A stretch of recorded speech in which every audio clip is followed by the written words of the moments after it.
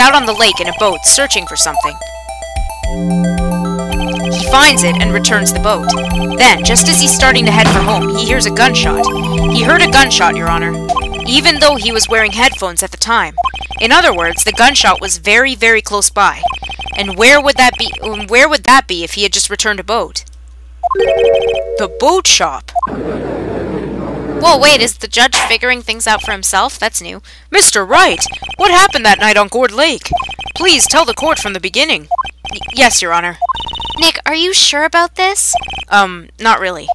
But I think if I start at the very beginning, and I take it slow, I might just be able to figure this out. That night, the caretaker of the boat shop called Robert Hammond to his shop. Look at that face.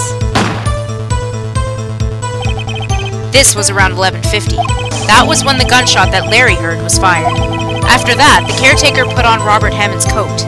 He became Robert Hammond. Then he got in the boat with Edgeworth and went out into the middle of the lake.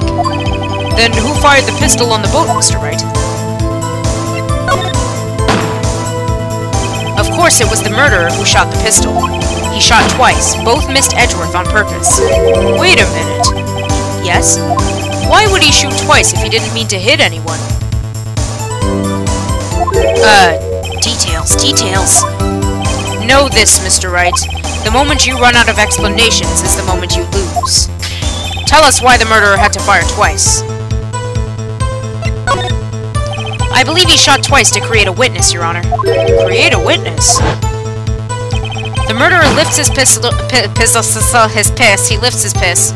He is actually Bear Grylls. Surprise! The murderer lifts his pistol and fires one shot. I'm reading in a weird voice. That ensures that anyone who heard the shot would look at the lake. Indeed, Miss Hart did exactly that after hearing the first gunshot. Next, the murderer waits a bit and he fires again. Then,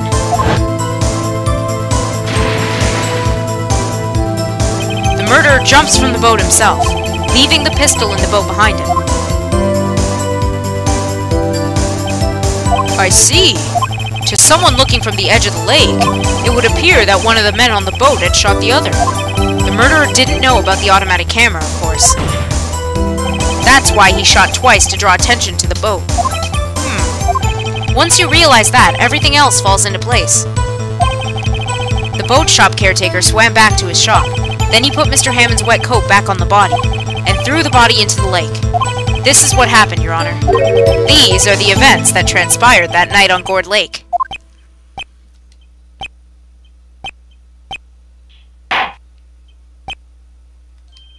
Bailiff! Bring out the witness from before. The boat shop caretaker, quickly!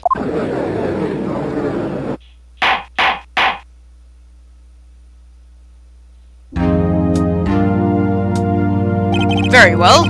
While we are waiting for the caretaker, I would like to ask the defendant, Miles Edgeworth, a few questions. Mr. Edgeworth, please take the stand. Mr. Edgeworth, you heard what the defense has said? Yes. Well, why did you go to the lake that night? What Wright has said was mostly correct. Astonishingly so, actually. Yes. Several days ago I received a letter. The letter was signed Robert Hammond. He asked me to come to the boat shop by the lake at midnight on Christmas Eve. He said he had something very important to discuss with me. Something important? I'm sorry, I can't say what it was. Your Honor, sir! Bailiff, we are conducting a trial here. I ask that you remain quiet. The witness has disappeared! He isn't at the boat shop either. What? What should I do? Find him quickly! We cannot allow him to get away!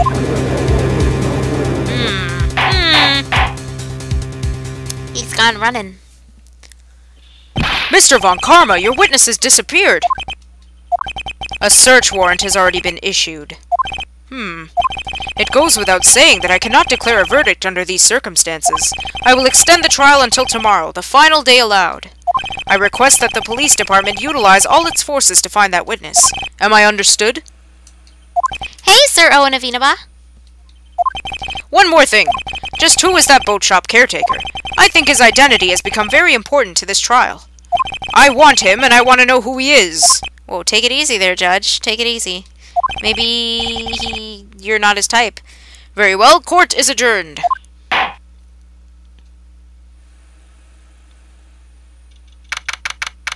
As soon as it says to be continued, guys, I'm gonna go eat and then I'll come back and finish the case, okay? Yay, Nick, you did it! Yeah. Well, at least we got out from under that guilty verdict. And what about Larry? That was something else. Even Von Karma didn't know what to do with his testimony. Larry really helped us out. Sure, once I sifted through his unique testimony. Still, he did save us. I just wish our cases weren't so down to the wire all the time. I know what you mean. Sometimes I feel like it's us on trial instead of our clients. Hey, Edgeworth. Mr. Edgeworth? Did you say something? Don't look so pained. I mean, it looks like you're probably going to get off the hook. You could try to smile just a little. Relax. I'm sorry, but I fear it's not over for me yet. What do you mean? Right. There's something that's been troubling me for a long time now. And I don't know whether or not to tell you. Edgeworth? No, there's so little time left. I want to tell you, to get it off my chest, but... I can't make up my mind. What is this about, Edgeworth? It's a nightmare I've had. A memory of a crime that I committed. A crime you committed? A memory of a murder. Oh, good night, Belle.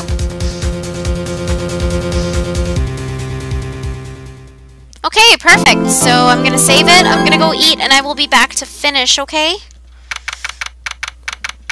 Stretch first, stretch first. I'll be right back, guys. I'm gonna go offline just to save the, my internet. But I will be back very soon. If anyone asks, let them know that I'm just gonna eat the food, and I'll be back. I should be about half an hour. If I'm taking extra long today, more so 45 minutes or 40 minutes. Shouldn't take too long, though. Okay? So I'll be right back.